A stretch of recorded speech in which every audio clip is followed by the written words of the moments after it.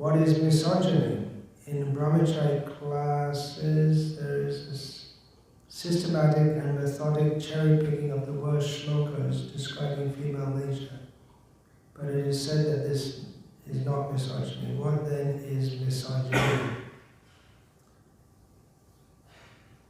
Well, I wonder who goes to Brahmacari classes where there is systematic and methodic cherry-picking of the worst shlokas describing female nature. Brahmacari classes all like that? What is misogyny? Very good question.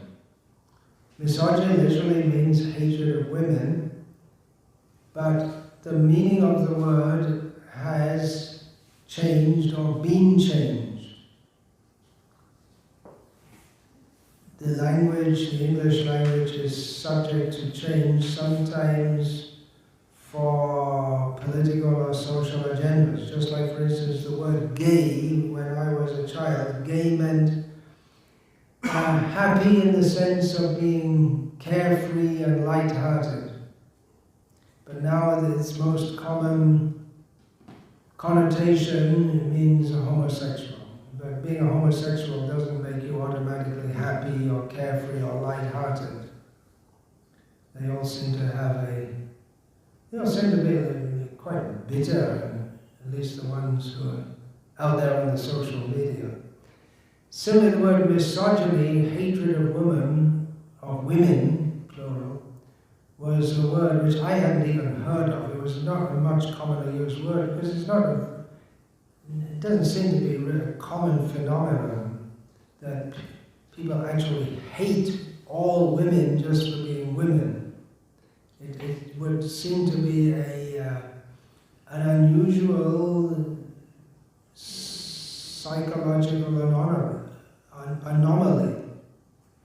But it's now widely used to mean anyone who doesn't believe that traditional roles, anyone who believes that traditional roles for women should be normative, and that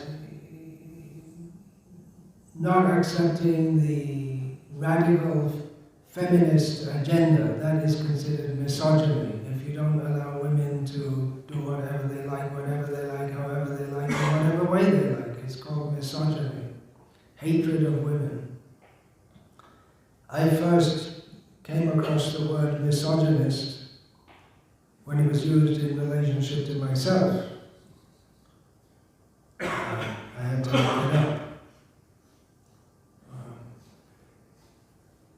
If I look in my heart, I don't see any hatred. It's a very negative tendency. I don't see it, but according to some, because I do advocate more traditional roles, the kind of roles that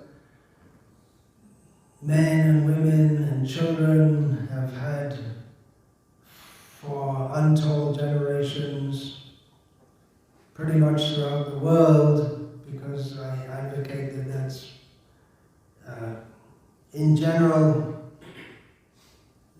the best way that people should live, then that's considered misogyny. As if today's society, with all its new freedoms, is a better society. For all the changes in society, and does it make it better? The society is such a mess today for all these newfound freedoms. Systematic and methodic cherry-picking of the worst shlokas describing female nature. That, according to the questioner, wants to make the point. In the manner of making a question is actually making a statement here, that Brahmacari classes promote misogyny. Well, one major point of having a Brahmacari class is to fix devotees, generally young male devotees, in the understanding that sexual attraction leads to material entanglement. And for the male, usually, normally, the object of sexual attraction is the female. So it's a principle to be understood by transcendentalists, particularly those in this stage of life who are in their youth cultivating spiritual consciousness. It's important for them to know and to understand that attachment to women is the cause of fall down from spiritual life. And there are many verses in the Vedic literature which substantiate this. At the same time, Brahmacari life is not meant for cultivating hatred of anyone or anything. It's meant for elevation of consciousness. One symptom of elevation of consciousness is offering respect to everyone. And particularly within Vedic culture, chaste women are to be respected as goddesses. So it should be a well-rounded understanding, not simply seeing that women are objects of Maya. The Maya is in our minds. And it may also be, and generally is, in the attitude of the woman toward man, the attitude of the man toward woman, the attitude of the woman toward man, as long as we see in terms of material identification, which continues until we're fully liberated, then that attraction is there, and therefore the Vedic culture warns us to be very careful in this regard. And therefore, such topics are discussed, presumably, regularly in Brahmacari classes. I don't give many Brahmacari classes, actually. I'm not exactly sure what the discussion is. Maybe you told me this morning you learn different verses once a week, something like that. Anyway, in this regard, I want to read almost all the commentary given by Srila Bhakti Siddhanta Thakur on a verse, I didn't get the reference here, a verse in the first chapter of the Chaitanya Bhagavat. It's a very long purport, and it consists of verse after verse, many quotations on this very topic. The kind of discussion that would invite accusations or condemnations of misogyny in persons who do not understand the actual goal of life and the actual purpose of Shastra and of the Acharyas in making such statements. So I'll read them. It's going to be a long reading. It's very heavy, and you may say, well, why am I speaking so much on this topic? Why not on love of Krishna? Actually, this topic is introduced or is elaborated upon by Bhakti Siddhanta Thakur, because in that section of Chaitanya Bhagavat, it stated that the great rishis and munis, which means persons who are highly spiritually elevated and renounced from material attraction, sexual attraction, they praise Balaram's dancing with gopis. So the whole point is to demonstrate that Balaram and Krishna, in their supposedly sexual dealings, are not on the mundane platform. They're on the superlatively spiritual platform. And at the same time, it shows how much emphasis is given on this point in the Vedic teachings, and that we need to know this. So you can call it cherry picking if you like, but this was done by Srila Bhakti Saraswati Thakur. And if you want to accuse him of misogyny, you can, but if you do, you become an offender to a Maha Bhagavad Paramahamsa Vaishnava Acharya. Anyway, he is quoted as follows from the Srimad Bhagavatam, Canto 2, Chapter 1, Text 3 to 4. Shukadeva Swami condemns the association of women, not women, the association of women and those who are attached to women in the following statement to Parikshit Maharaj. O king, the lifetime of such an envious householder is passed at night either in sleeping or in sex indulgence, and in the daytime either in making money or maintaining family members. Nidraya hriyate naktam vyavahayena chavavayam divachatheya rajan kutumbavaraneva. Persons devoid of Atma do not inquire into the problems of life, being too attached to the fallible soldiers, like the body, children, and wife. Although sufficiently experienced, they still do not see their inevitable destruction. So these verses are like they're an introduction to the topic, that if we're bewildered by attachment to women, and remember scriptures are generally addressed at men, but they're applied to men in relation to women, but for women the same kind of attraction to men can be considered maya. So this kind of attachment, which leads to entanglement in material existence, it covers our knowledge of Atma, the reality of our spiritual existence, and then we don't inquire into the problems of life. Quoting from the Srimad Bhagavatam, Canto 3, Chapter 31, Text 32 to 42, where Lord Kapiladev says to his mother Devahuti, if therefore the living entity again associates with the path of unrighteousness, influenced by sensually minded people engaged in the pursuit of sexual enjoyment and the gratification of the palate, he again goes to hell as before. These are very serious topics. Just throwing out some word, misogyny. But these are serious topics which you should consider.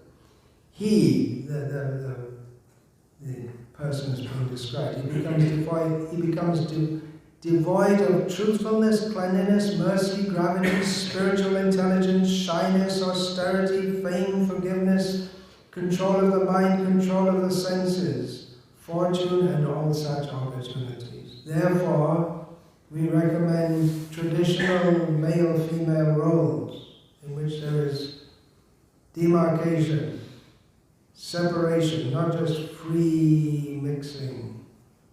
Otherwise, it's the path to hell. One should not associate with a coarse fool who is bereft of the knowledge of self-realization and who is no more than a dancing dog in the hands of a woman.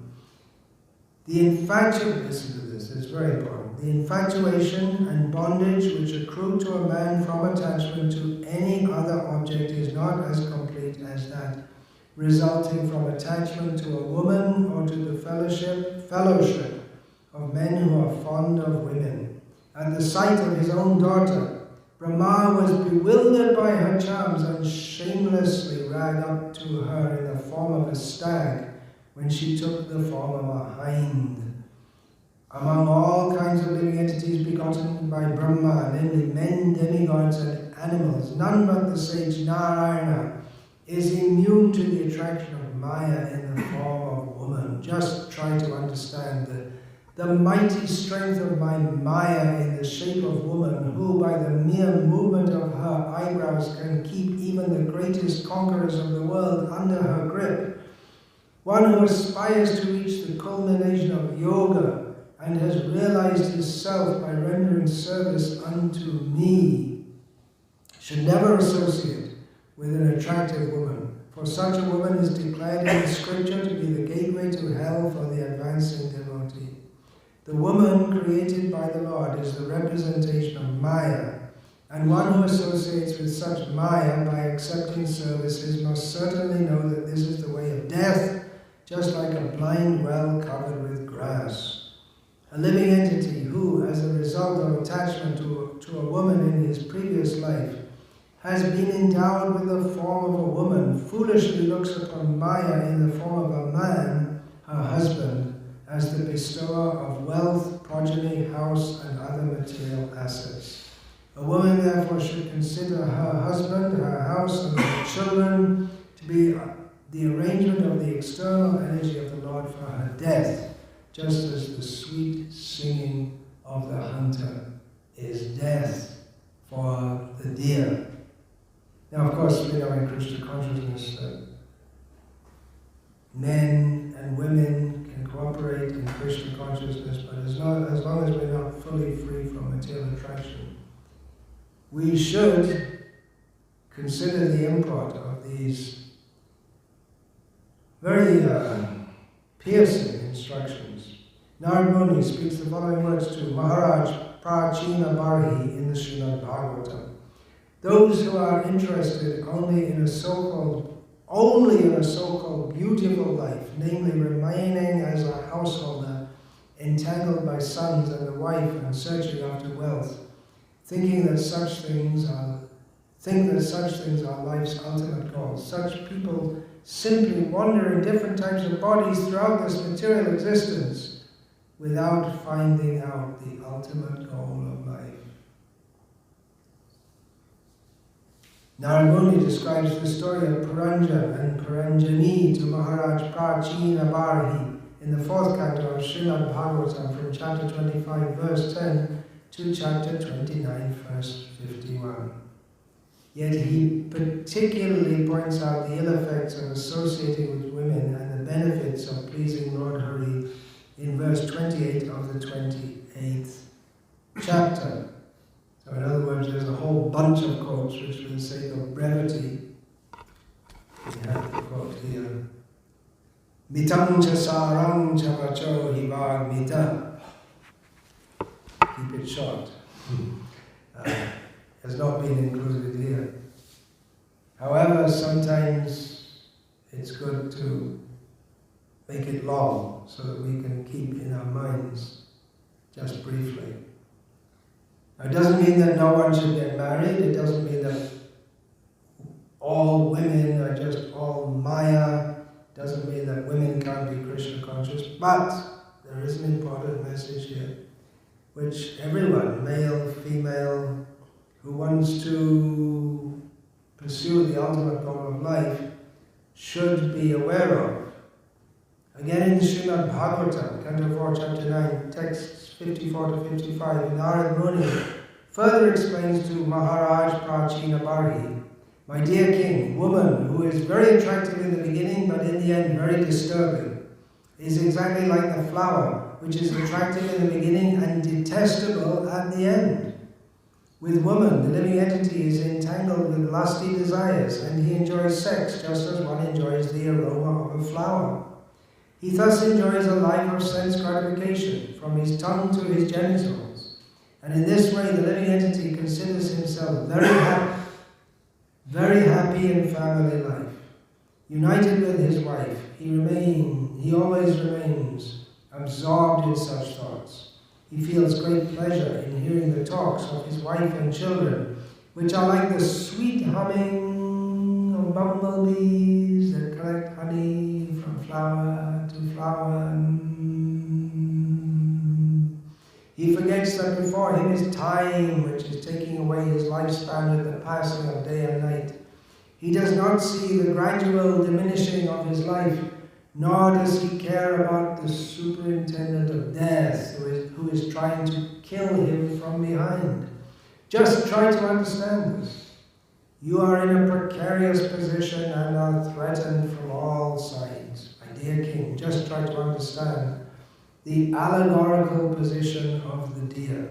Be fully conscious of yourself and give up the pleasure of hearing about promotion to heavenly planets by fruitive activity. Give up a whole household life, which is full of sex as well as stories about such things, and take shelter of the Supreme Personality of Godhead through the mercy of the liberated souls. In this way, please give up your attraction for material existence. In his narration about the household of Varsha, King Priyavrata, Sri Shukdev Goswami spoke to Parikshit Maharaj in the Srimad Bhagavatam as follows. He greatly loved his wife Bahishmati, and with the increase of days their exchange of nuptial love also increased.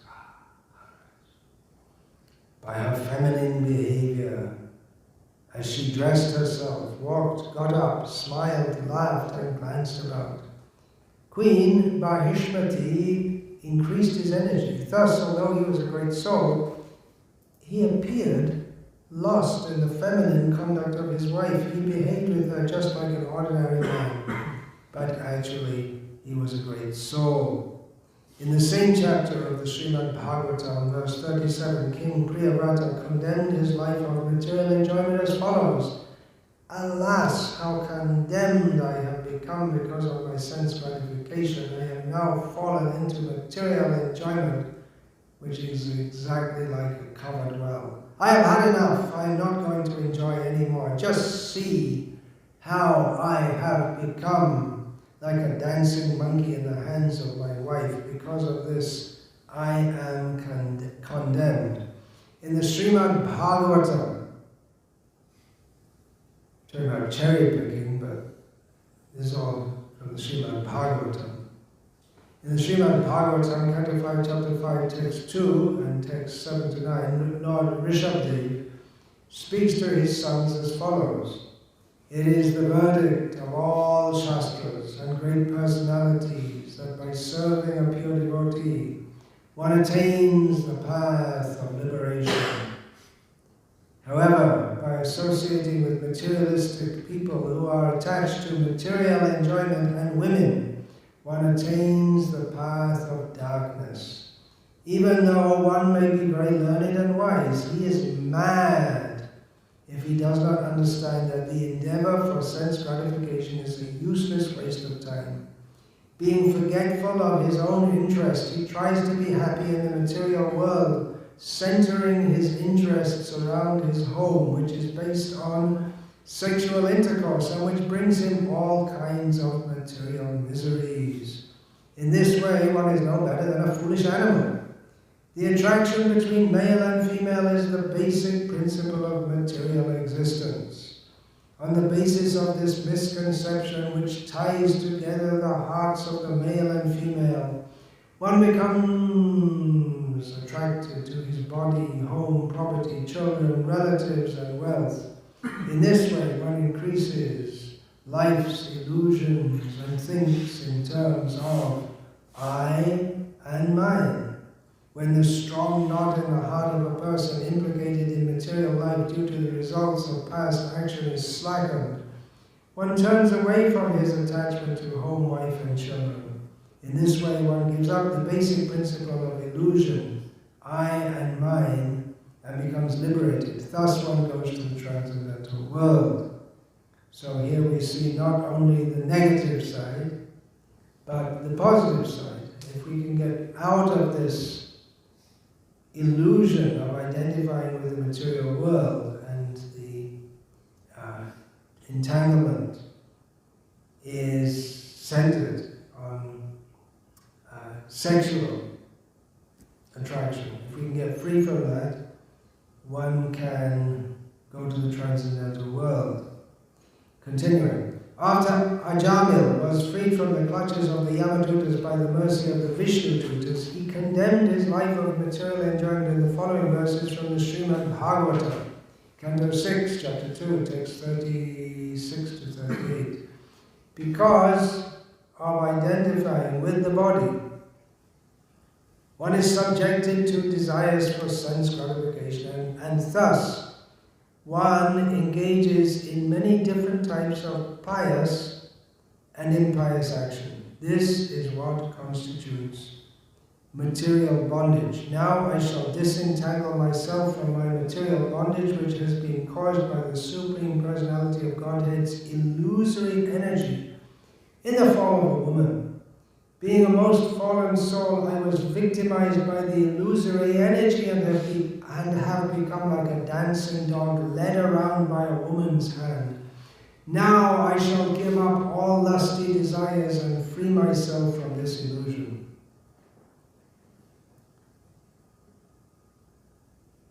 Is it that easy? Now I shall give up all lusty desires and free myself from this illusion.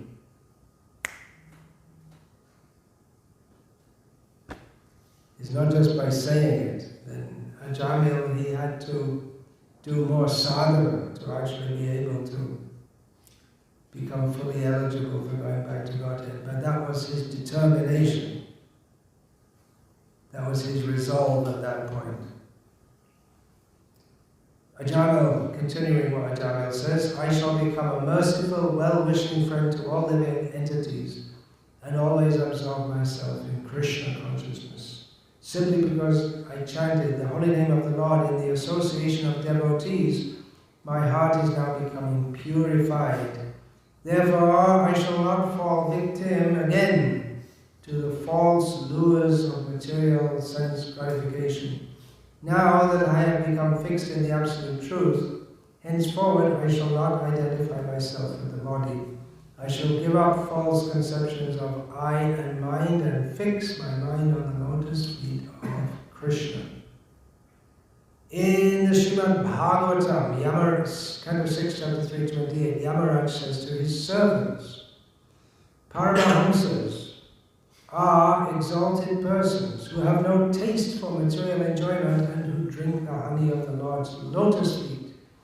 My dear servants, bring to me for punishment only persons who are averse to the taste of that honey, who do not associate with Paramahamsas, and who are attached to family life and worldly enjoyment, which form the path to hell.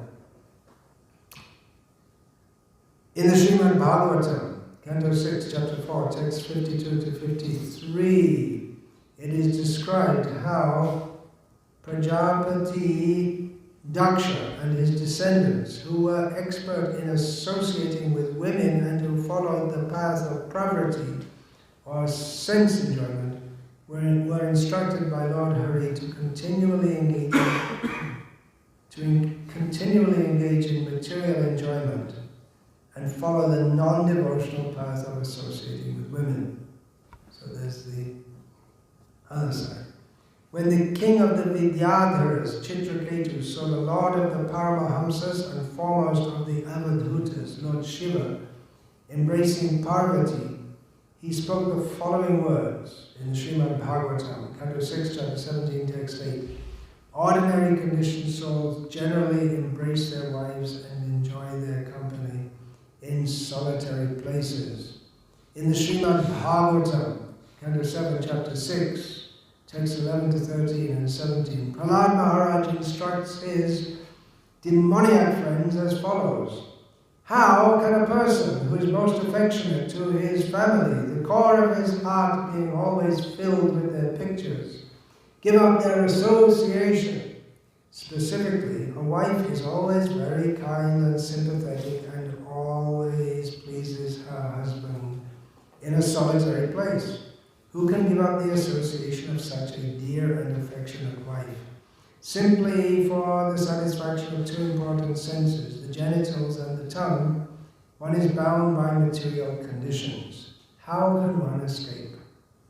In the Srimad Bhagavatam, Canto 7, chapter 9, text 45, Prahlad Maharaj says to Lord Nrsimhadeva, sex life is compared to the rubbing of two hands to relieve an itch. Grihamedhis, so-called grihastas, who have no spiritual knowledge, think that this itching just happens, itching at the same time. rubbing two hands.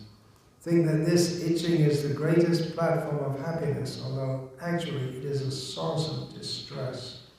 The kripanas, the fools who are just the opposite of brahmanas, are not satisfied by repeated sensuous enjoyment.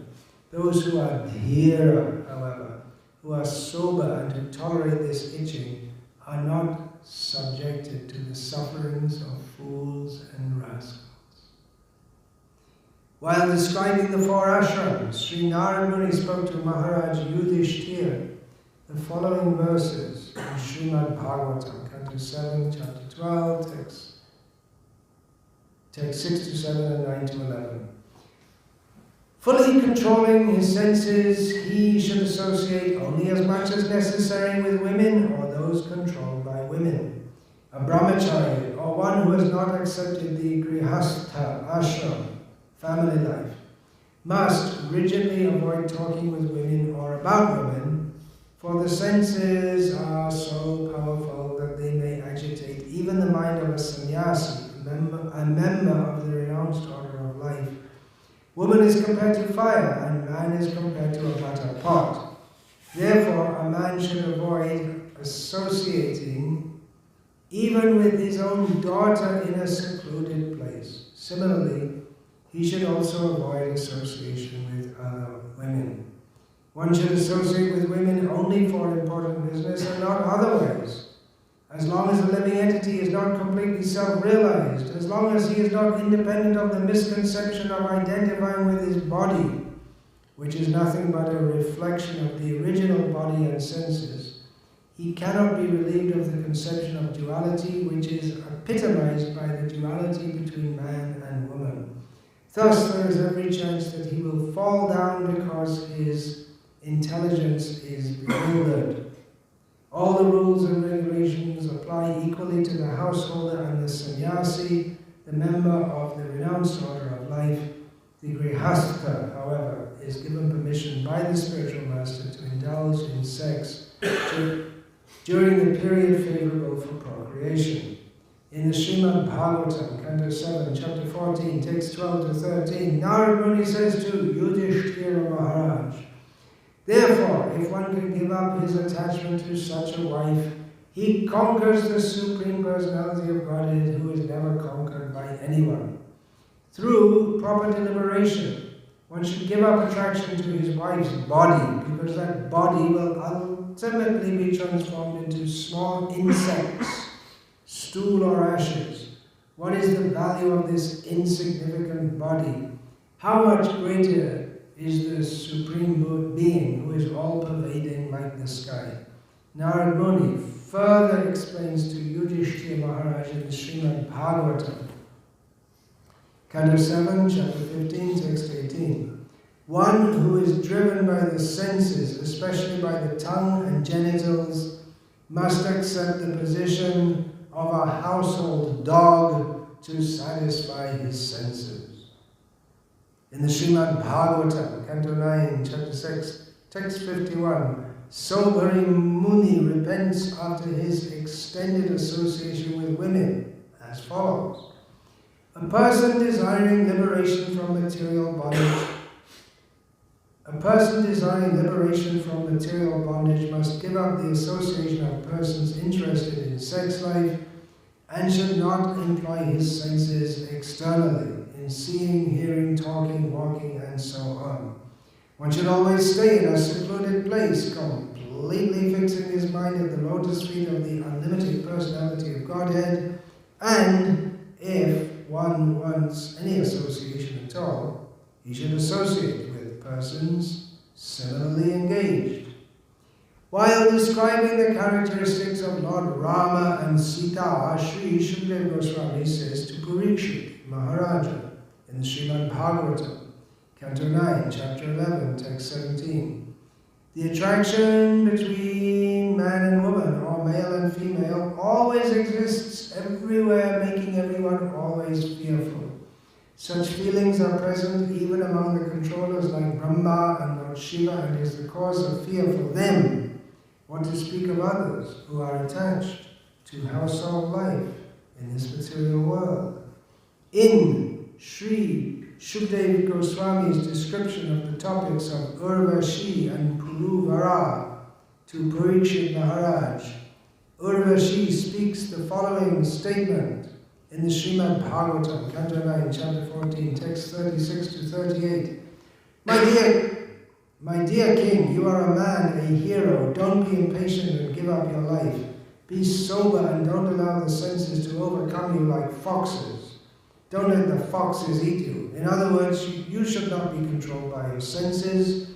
Rather, you should know that the heart of a woman is like that of a fox.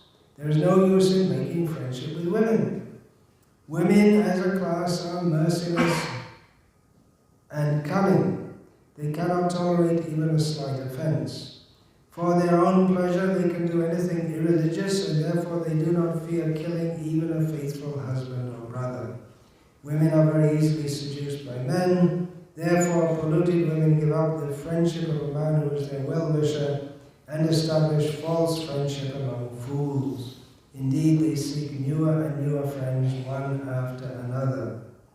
See also the 9th canto, 19th chapter, particularly verses 1 to 20 and 24 to 28, where Maharaj Yayati, speaking to Devayani, condemns the association of women with the story of a he-goat and she-goat. In the Srimad Bhagavatam, Canto 11, Chapter 3, text 18 to 19, Sri Prabhupada, one of the 9 Yogindras, speaks the following words to Maharaj Nimi, the king of Videha.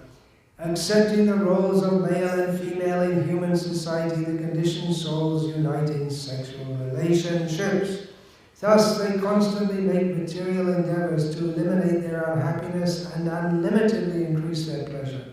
But one should see that they inevitably achieve exactly the opposite result. In other words, their happiness inevitably vanishes, and as they grow older, their material discomfort increases. Wealth is a perpetual source of distress. It is most difficult to acquire, and it is virtually death for the soul. What satisfaction does one actually gain from his wealth? Similarly, how can one gain ultimate or permanent happiness from one's so-called home, children, relatives, and domestic animals, which are all maintained by one's hard-earned money? In the Srimad Bhagavatam, Canto 11, Chapter 5, text 13 and 15, Sri Chamasa instructs King Nimi as follows. Religious sex life is also permitted, but only in marriage for begetting children and not for sensuous exploitation of the body. Unfortunately, however, the less intelligent materialists cannot understand that their duties in life should be performed purely on the spiritual platform. Conditioned souls become completely bound in affection to their own corpse-like material bodies and their relatives and paraphernalia. In such a proud and foolish condition, the conditioned souls envy other living entities, as well as the Supreme Personality of Godhead, Hari, who resides in the heart of all living beings. Thus, enviously offending others, the conditioned souls gradually fall down into hell. Lord Krishna's narration to Uddhava on the conversation between Maharaj Yadu and the self-realized mendicant, who tells the story of a pigeon and his wife in the Srimad Bhagavatam, Canto 11, Chapter 7, text 52 to 74, may also be discussed in this regard. In the Srimad Bhagavatam, Canto 11, Chapter 8, text 1, text 7 to 8, text 13 to 14, and 17 to 18, the mendicant Brahmana further instructs Maharaj Yadu as follows. O king, the embodied living entity automatically experiences unhappiness in heaven or hell. Similarly, happiness will also be experienced even without one seeking it. Therefore, a person of intelligent discrimination does not make any endeavor to obtain such material happiness. One who has failed to control his senses immediately feels attraction upon seeing a woman's form, which is created by the illusory energy of the Supreme Lord. Indeed, when the woman speaks with enticing words, smiles coquettishly, and moves her body sensuously, his mind is immediately captured, and thus he falls blindly into the darkness of material existence, just as the moth, maddened by the fire, rushes blindly into its flames. A foolish person with no intelligent discrimination is immediately aroused at the sight of a lusty woman beautifully decorated with golden ornaments, fine clothing, and other cosmetic features, being eager for sense gratification. Such a fool loses all intelligence and is destroyed, just like the moth who rushes into the blazing fire. A saintly person should never touch a young girl. In fact, he should not even let his foot touch a wooden doll in the shape of a woman. By bodily contact with a woman, he will surely be captured by illusion, just as the elephant is captured by the she-elephant due to his desire to touch her body. A man possessing intelligent discrimination should not, under any circumstances, try to exploit the beautiful form of a woman for his sense gratification. Just as an elephant trying to enjoy a she-elephant is killed by other bull elephants also enjoying her company, one trying to enjoy a lady's company can at any moment be killed by her other lovers who are stronger than he. A saintly person dwelling in the forest, in the renounced order of life, should never listen to songs or music promoting material enjoyment. Rather, a saintly person should carefully study the example of the deer, who is bewildered by the sweet music of the hunter's horn and is thus captured and killed. Becoming attracted to the worldly singing, dancing, and musical entertainment of beautiful women, even the great sage Rishyasringa, the son of Brigi, fell totally under their control, just like a pet animal. Pingala's words of frustration are narrated by Lord Krishna to Uddhava in the Srimad Bhagavatam, Canto 11, Chapter 8, text 30 to 34, as follows. Just see how greatly illusioned I am, because I cannot control my mind. Just like a fool, I desire lusty pleasure from an insignificant man. I am such a fool that I have given up the service of that person who, being eternally situated within my heart, is actually most dear to me. That most dear one is the Lord of the universe, who is the bestower of real love and happiness, and the source of all prosperity. Although he is in my own heart, I have completely neglected him. Instead, I have ignorantly served insignificant men, who can never satisfy my real desires, and who have simply brought me unhappiness, fear, anxiety, lamentation, and illusion. Oh, how I have uselessly tortured my own soul.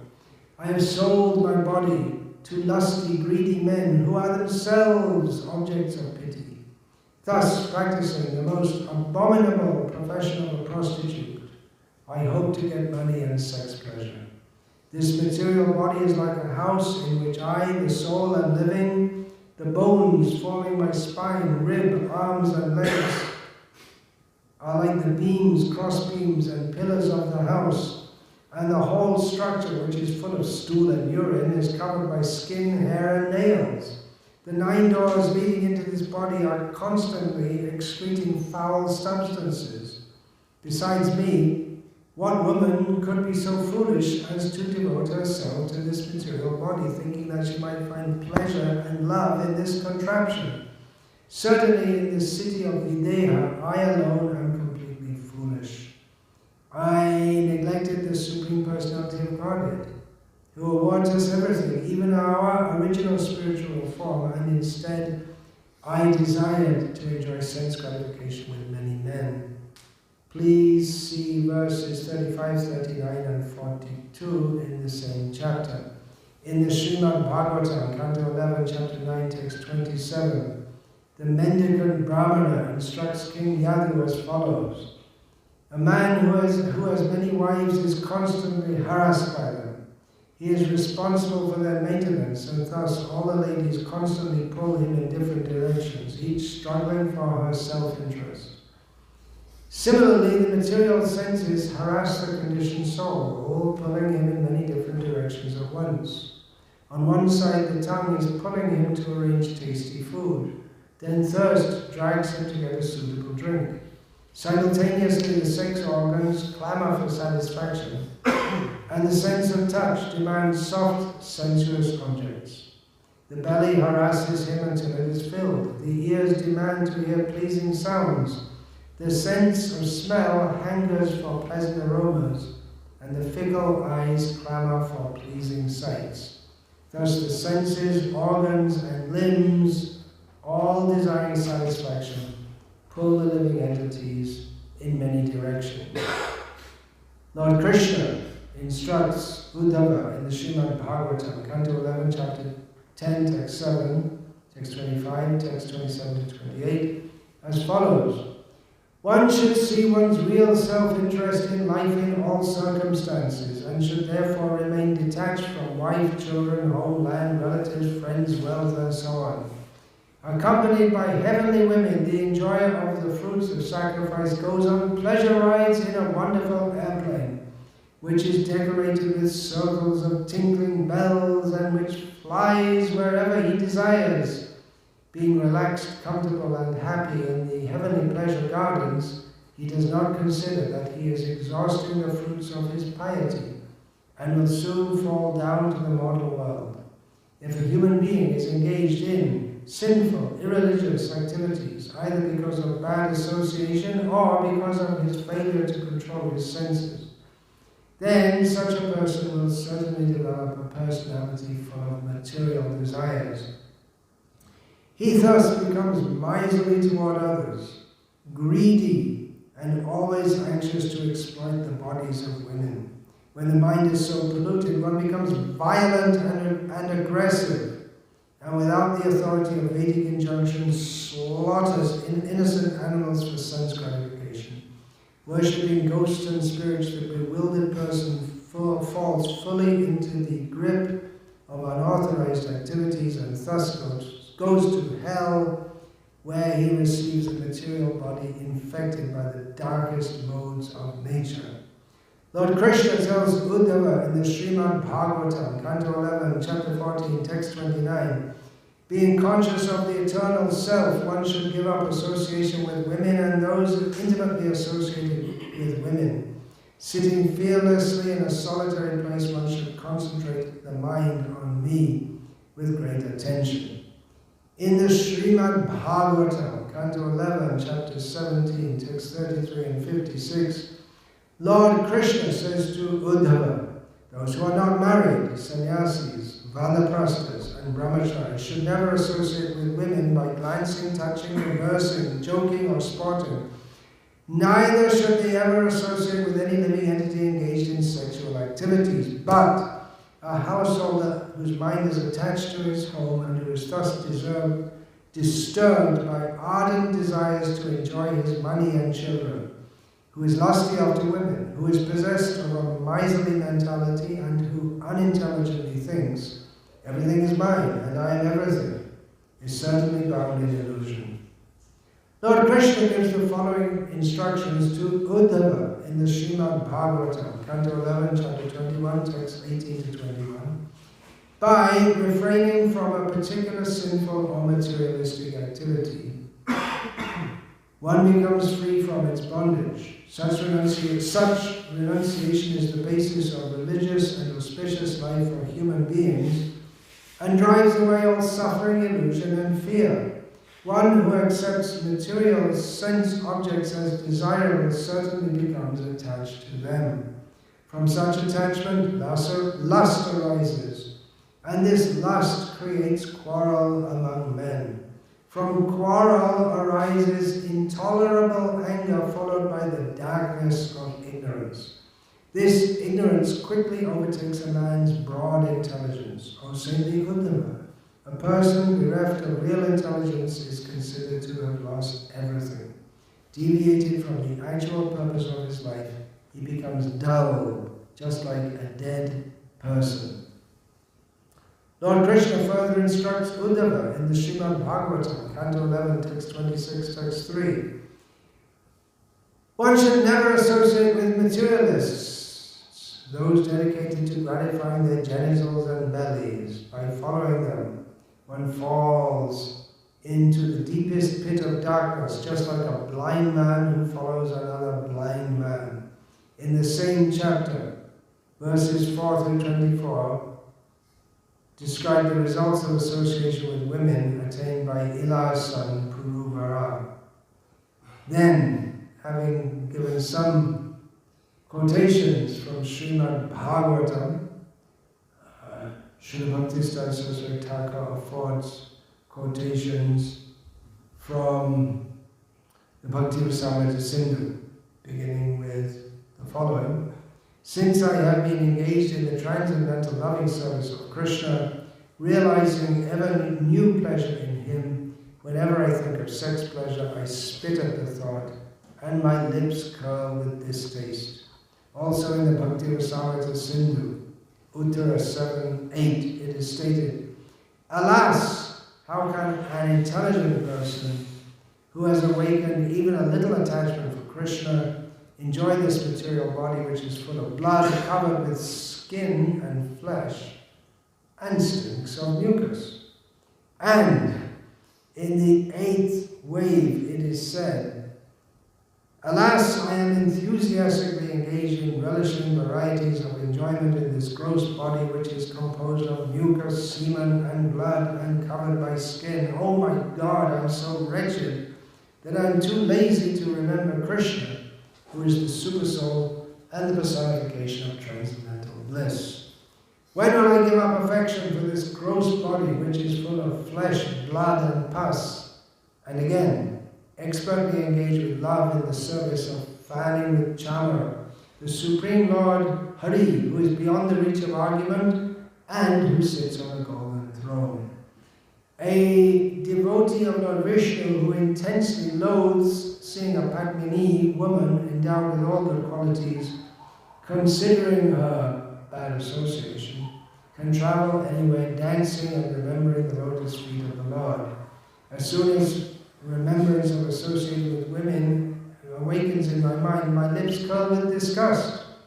My mind is not satisfied with the activities meant to attain impersonal samadhi, like hearing and remembering, and I have no interest for attaining the mystic perfections because, oh my God, my mind is extremely attached only to the worship of your lotus feet. There are some quotes selected from Srimad Bhagavatam and Bhakti Rasamrita Sindhu, cherry-picked, if you like to use that pejorative term, or selected by Srila Bhakti Saraswati Thakur, our Acharya. It comprises many quotes in Srimad Bhagavatam, so we should be aware of this. We should realize the fault is in ourselves, not in anyone else. We should cultivate respect toward women, especially chaste, modest women, seeing them all as Bhagavan. These points should be inculcated and imbibed in Brahmacari classes. And the role of a Brahmacari in the contemporary Krishna conscious movement, dwelling in ashrams, meant to to learn and to set a good example of Krishna consciousness to others. Hare Krishna. Any question or comment on this?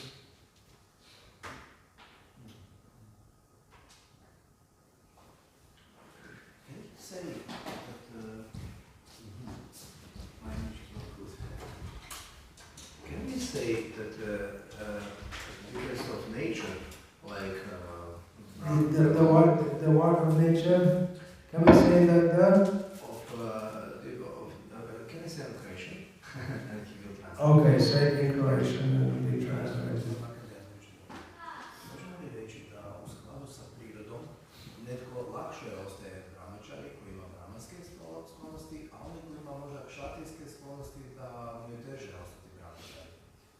we say that according to one's conditioned nature, one who has, for example, more Brahminical qualities, for such a person it is easier to remain a Brahmacari than for someone whose nature is more like that of a Kshatriya or something else? Oh, definitely, yeah.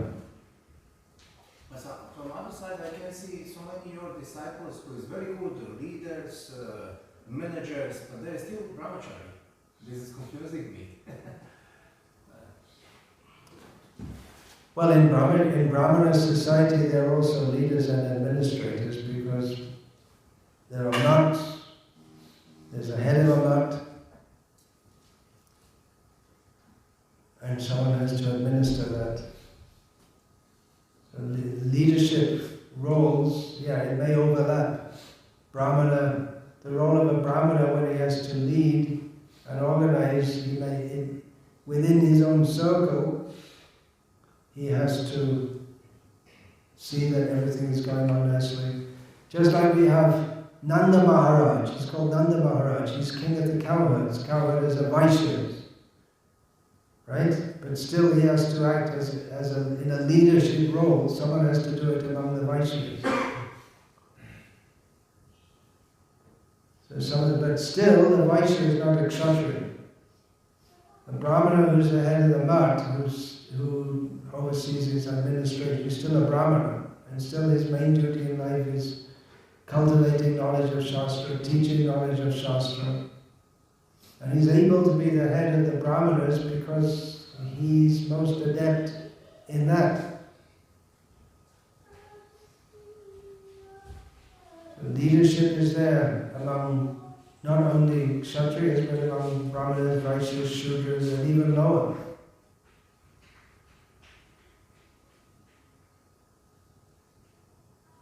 Still, the Brahmanas, they look for protection to the Kshatriyas in Varnashram society.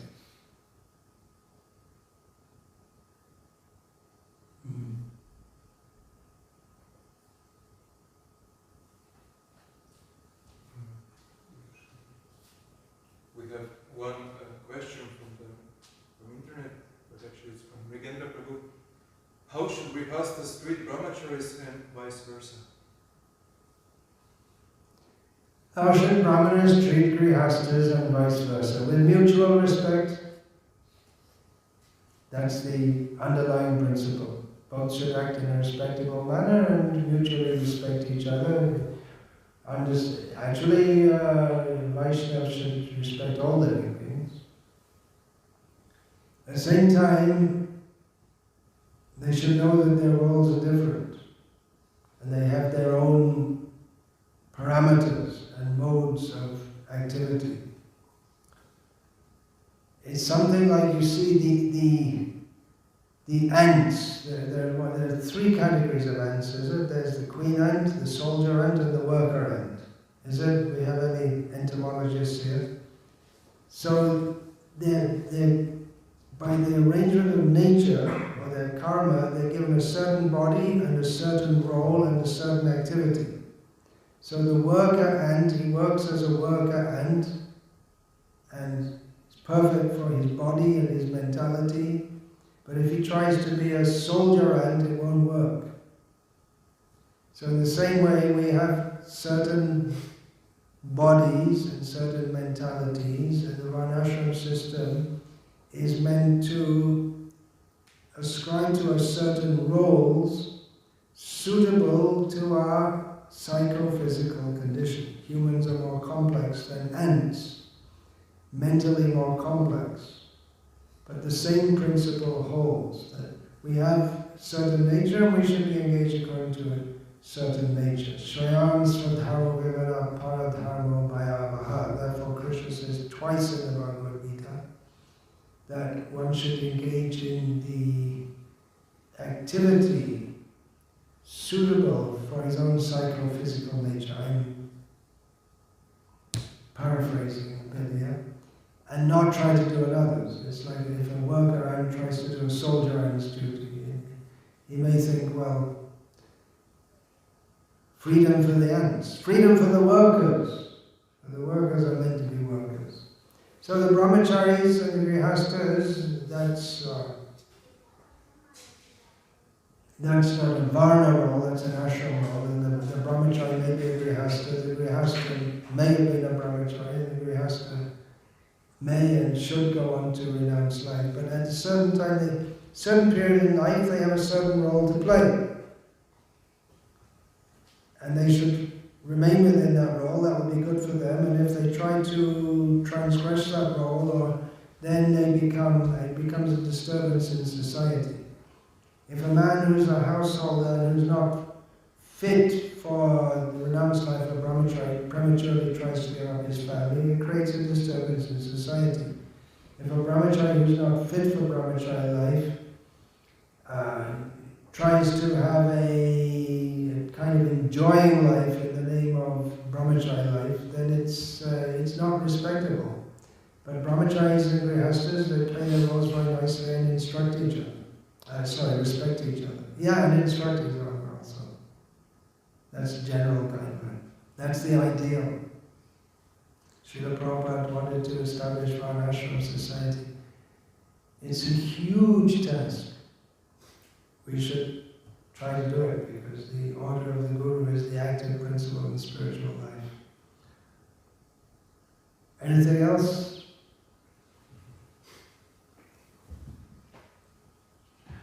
Question is what we should do in the West to increase Brahmacari ashram. What should we do in the West to increase the Brahmacari ashram? What kind of environment we have to provide? What kind of environment should we provide? It's a very good topic.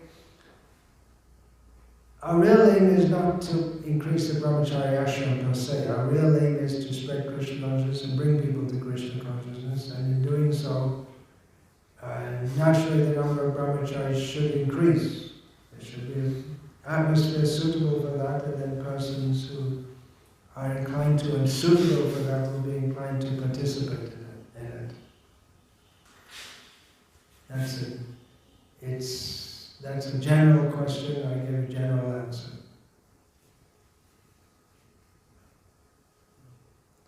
Yeah, but you're looking to increase the number of brahmacharis because to run on our temples, we're looking for brahmachari, that's one thing. And then for full-time book distribution, this or that, Bhaktistan Saraswati Thakur, he started his own organization. There was already an organization, started by Bhaktivinoda Thakur, the Navadhan Pracharini Sabha. That was Pracharini meant for preaching. It was already, but it was all householders with the exception of himself and maybe one or two others. But he thought, well, they're householders and they can't dedicate full time. So he wanted to recruit brahmacharis so they can be full time dedicated and have a very active and powerful mission. So he didn't leave the Navadhan Pracharini Sabha, but he started his. Well, it evolved, so to speak. He was living as a brahmachari, others gathered around him, and then actually the Gauriya Math was actually first of all organized by a householder, and throughout the time of the Gauriya Math, while Bhaktistan Saraswati Thakur was president, the main organizer was a householder, Kunja Bihari Vidyabhushan. Although there were brahmacharis and sannyasis in positions of authority also, but the one who everyone looked up to as the chief organizer was a householder.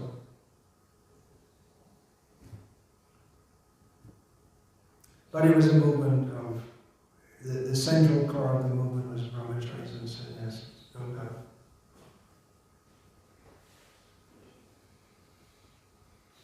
In one sense, we don't want to overly stress the difference either, because we're all here to serve Krishna, right? But brahmacharis, they can dedicate full time, which means you can get a lot of things done, which grihastas don't have so much time. Anything else?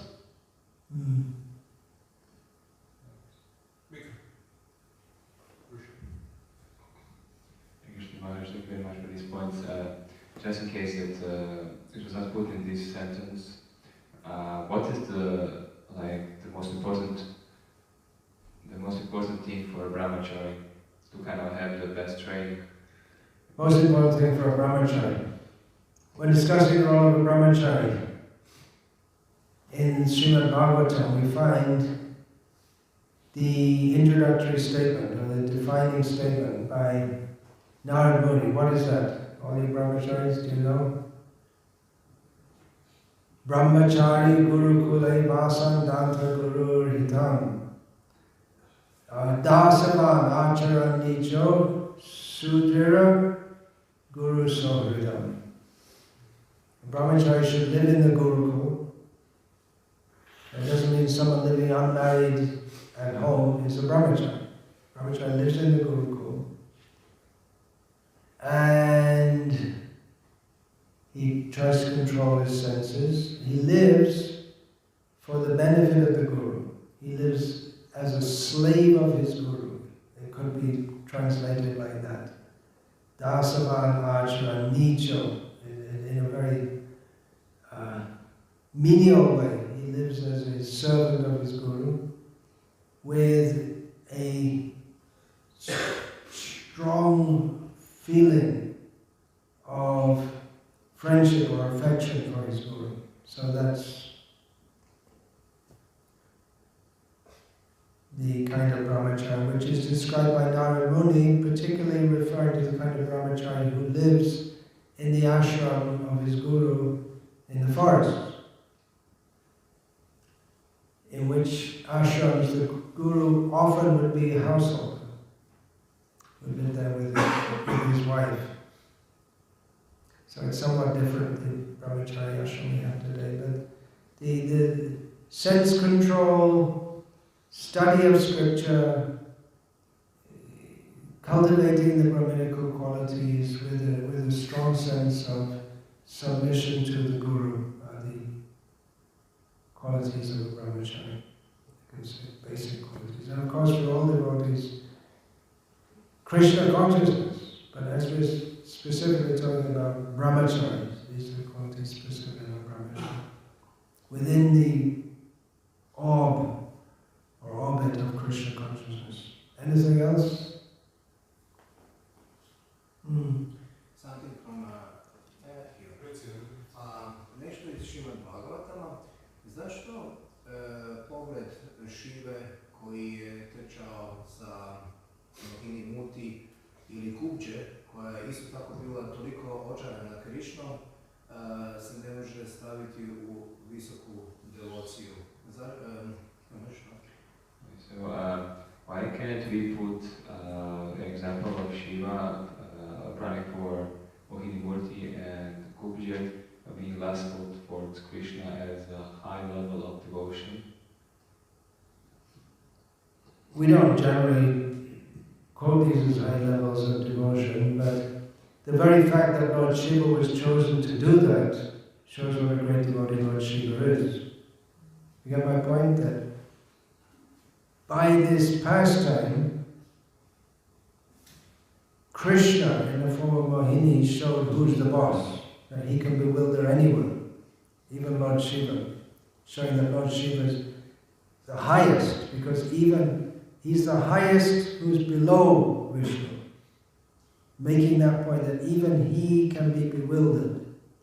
Generally he's not, he's the husband of the material energy, and he's not physically attracted to her, although by his copulation with her, all the living, aham bija pradapita, he injects all the living beings into the material situation. And the other example was given of Kubja. She's definitely a great soul, but in the gradation, she's not on the level of the gopis. She was attracted to Krishna with some kind of material motive which became purified. In Parikrama, in Rajamandal Parikrama, we can find deities Kubja, Krishna Kubja. For me it's looking like something Rasa Basa, I don't know, but it's Krishna and Kubja in one deity said, well, it's one pastime of Krishna. One name that Srila Prabhupada gave to one of his disciples was Kubja Kripa Maidas. The name of Krishna is very merciful to Kubja. The name Kubja, we don't find it actually in Srimad Bhagavatam. It's always given as Trivakra, which means bend in three places. Interestingly. According to Garga Samhita, I believe she was Mantara in a previous life. Mantara, the maidservant who was instrumental in changing Kaikeyi's mind to cause the whole drama of the Ramayana by having Dasharath Maharaj banish Ram to the forest. So a most hated figure, but Krishna was very merciful to her and delivered her. Even such a figure, most despised, Krishna was most merciful to her. If we say the name Kaikeyi, then everyone feels, how disgusting. But Ram himself, he was never disrespectful to her. And even when others, especially Lakshman, was ranting against Kaikeyi, or KK as they say in Hindi, but actually it should be pronounced KK. Ram would always restrain Lakshman, say, no, she's our mother.